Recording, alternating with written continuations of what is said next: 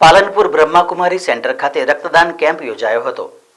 દેશભરમાં બ્રહ્માકુમારી રાજયોગીની દાદી પ્રકાશમણીજીની 18મી પુણ્યતિથિએ વિશ્વ બંધુત્વ દિવસની ઉજવણી કરવામાં આવી રહી છે, જેના ભાગરૂપે દેશભરમાં વિશાળ રક્તદાન અભિયાન હાથ ધરાયું છે।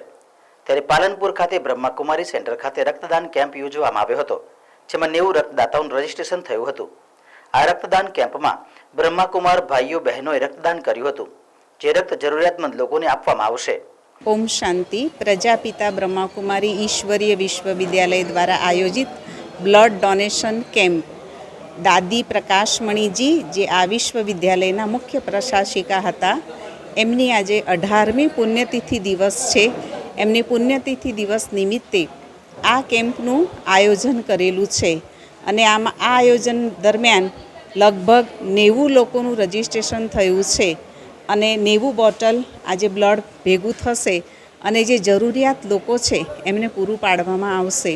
એટલે આ બ્લડ દ્વારા કોઈનું પણ જીવન બચી જાય એવા ઉમદા અને શુભ આશયથી જ આનું આયોજન કરવામાં આવેલું છે।